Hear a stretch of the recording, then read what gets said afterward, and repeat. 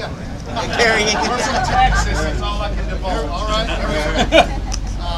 There was a little concern about whether or not I would be able to make this because the Coast Guard is fully engaged with Harvey and Irma. Wheel or no, I was going to get the call or not. So I had this speech written out. We were going to email it to Walt. And he was just going to raffle it off. One of you guys was going to read it. So I understand Chief Cummings. Where's Chief at? Back here. All right, yeah. I understand Chief was caught with that task a couple of years ago. Well, it's an honor to be here with you this evening. The reunion of ship's company from past to present day crews is always a time to find strength, solidarity, and camaraderie with men and women who man the rails alongside you during important moments of your life. Moments that would shape you, and define you. Moments that would forge your character, to make you tougher, more resilient, and to increase the depth of your courage. For those who have not served, who have never had the privilege to raise their right hand to support and defend the Constitution of the United States of America against all enemies, foreign and domestic. They just don't understand. But you know what? That's all right. Because those of us who made that choice, we did so willingly. And that's one of the great things about our armed services. We don't force people into service. We want people who are going to step forward and raise that right hand and commit to that great mission. And so for a reunion, it's to bring us back together and unite ourselves around that common goal, that common drive, that desire to serve. The crews of the USS San Diego do not stand here today alone. We know that we're always supported by the unconditional, understanding love of our spouses, our children, our parents, our grandparents, our great-grandparents, our grandkids, our dogs. I'm just laying out all the family. We are surrounded by so great a cloud of witnesses that have stood with us, that when we raised our right hand, it was because we had family and friends behind us. And so we also say thank you to our loved ones. As I was reading about the history of the name USS San Diego, I noticed that the current command badge for LPD 22, her current namesake, bears the motto Semper Vigilans. I don't know how many of you guys are Latin scholars here. Yeah? Get out and go Latin? Latin scholars. Semper Vigilans means always vigilant. Always vigilant. For the San Diego, I find that phrase very appropriate. To be vigilant is to be watchful. And in the Navy, a vigilant sailor confidently says, I have the watch. I have the watch. The watch is ingrained in our Navy culture. It's part of our DNA. To have the watch is to take responsibility. It's to ensure the safety and security of the ship, the crew, and the mission. To have the watch requires that we are diligent, that we're always alert. Scripture teaches this same principle. Jesus asked the disciples to keep watch with him when he was at Gethsemane. The Apostle Paul calls people of faith to keep watch over their own lives and the lives of those around them with perseverance. And I like that word perseverance because it means diligence, strength, tenacity. I'm not going to give this up. And the Apostle Peter issues a command. Think of the Apostle Peter. I want you to think the commanding officer of the apostles. All right, this is the big dog. And he issued a command like the commanding officer that he was. His command, that we are to be sober-minded, to stay alert, to always keep a weathered eye out because the enemy is out there. And if we looked at the heritage of the four ships bearing the name San Diego, we see that she has measured up to each of those examples from Scripture. She has faithfully held the watch. USS San Diego Armored Cruiser 6 provided convoy escort during World War I, just off the coast here, a little further up.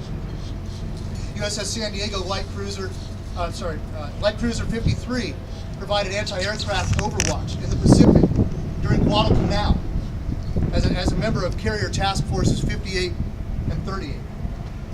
And Walt let me know that we have some honored guests among us, right? Members of CL53. So, all right, good to go. So VM1 Cox and Paul Marzo, all right? Mazaral, thank you for your understanding. Sir, thank you for your service. Someone else that has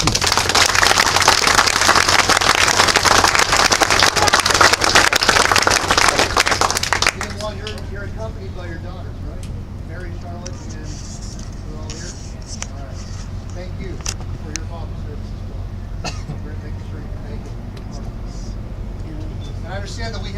family of BM1 Coxswain Robert Ritchie here tonight as well. And they all vector too. Now, you must be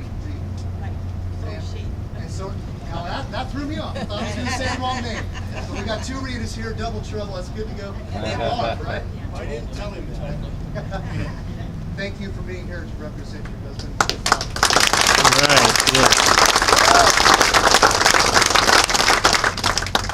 The USS San Diego combat storage ship was known for providing unmatched skill in the vital restock and replenishment mission in the Atlantic Fleet. Now look, I understand I'm at deep water here because you're all AFS 6 crew members, right?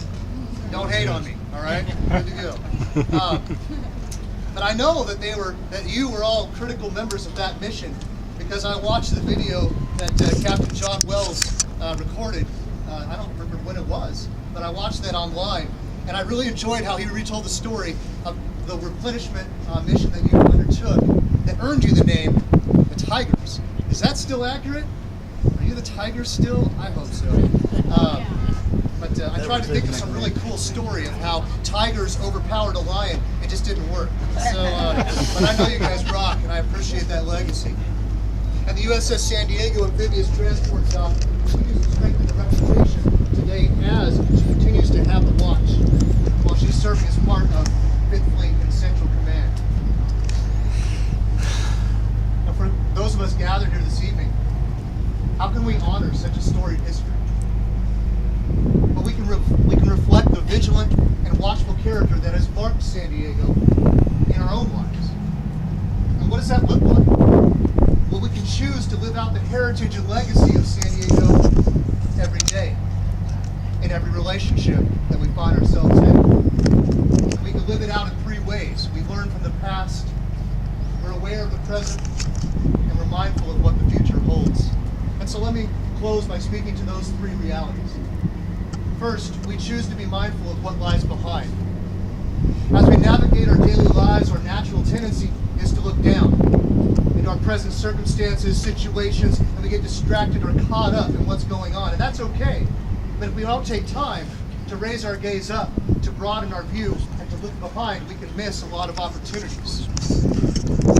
To be vigilant, to be watchful is to be aware of the past, to take note of it, to learn from it, to apply those lessons today. And reunion is about reflecting back and reflecting on important moments. So my question to all of us, what can we learn from our journey? What can we learn from the journeys of our shipmate as you gather back together, catch up with old times, hear about what's going on? What can we learn from each other? How can we make those reflections a positive difference today? The second way that we can honor San Diego is to be alert to what's around us.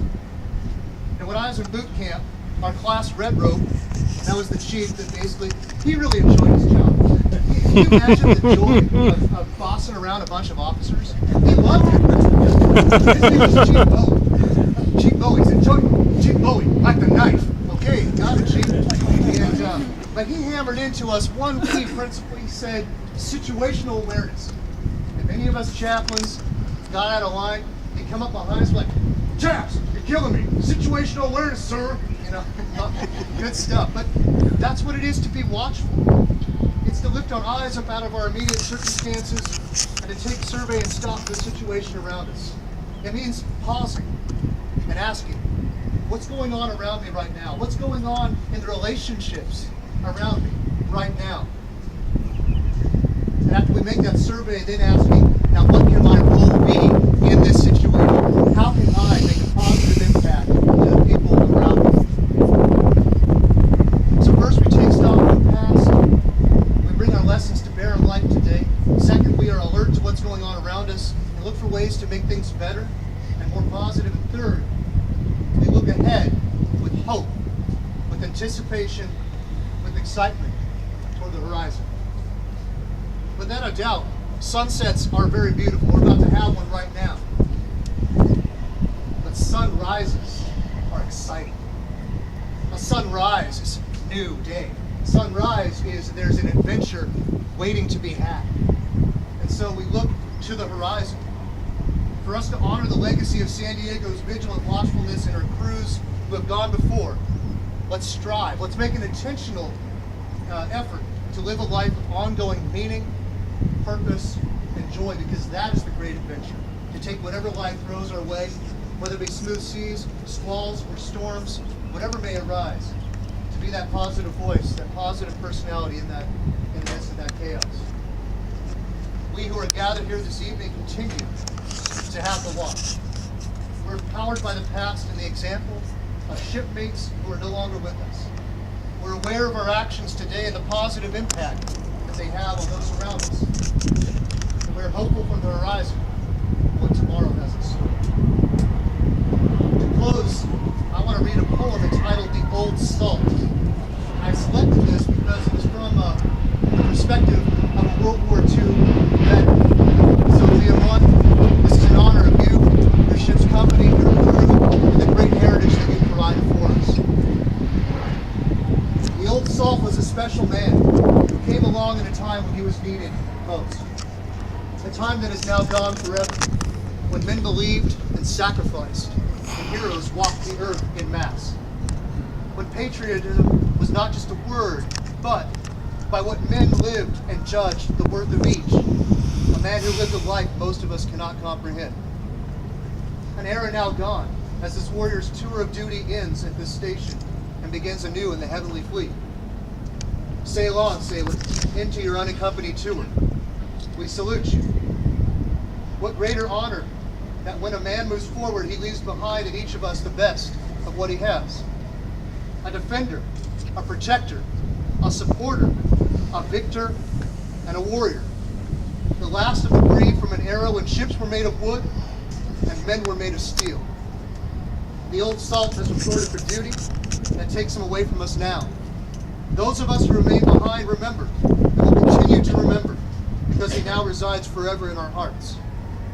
As I look up at night, I envision the Old Salt, a beret draped just over the eye, as he draws upon his pipe. Quietly, he waits, the guardian of heaven's gate. Sir, again, thank you.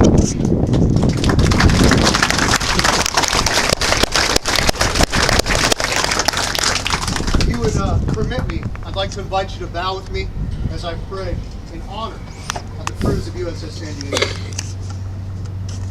Faithful God, you are the God of Psalm 107. You are the God who saves sailors in the midst of the chaos of the sea. That no matter what the mission might throw, you send strength, you send encouragement, you send support. You strengthen our resolve to focus on the mission and to see it accomplished. So God, we pause right now to remember the men and women whose sweat, whose blood, whose tears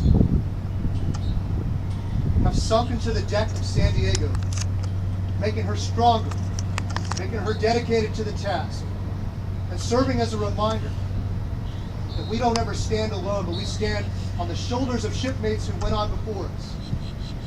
We stand upon the legacy of the men and women that you called to action, who had the honor to serve aboard San Diego, in defense of their country, in defense of their family and loved ones, in defense of freedom, and alongside their shipmates to their right and to their left. And so we remember them. We reflect upon them.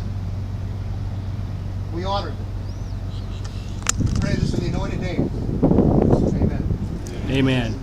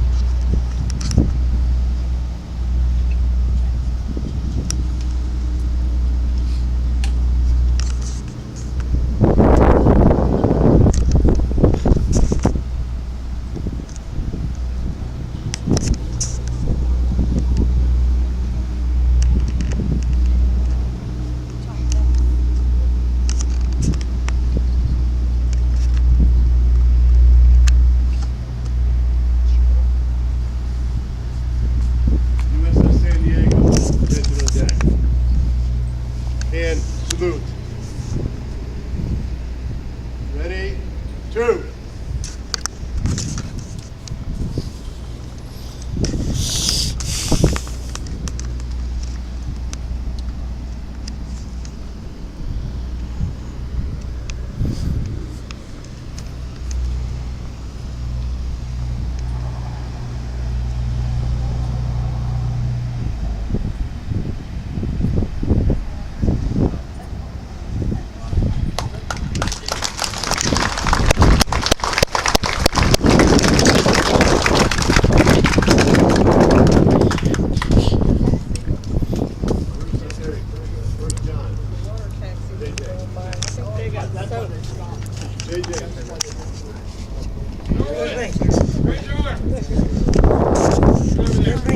John Norwood, you come up, please. Please, come on up. Come here, Norwood.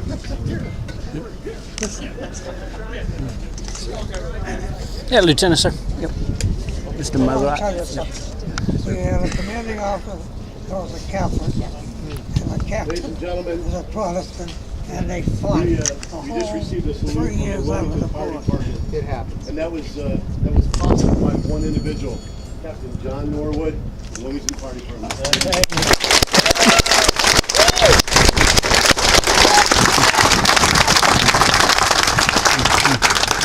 You couldn't do what we did if you didn't do what you did. So thank you very much for your service. We really appreciate it. It's a lot.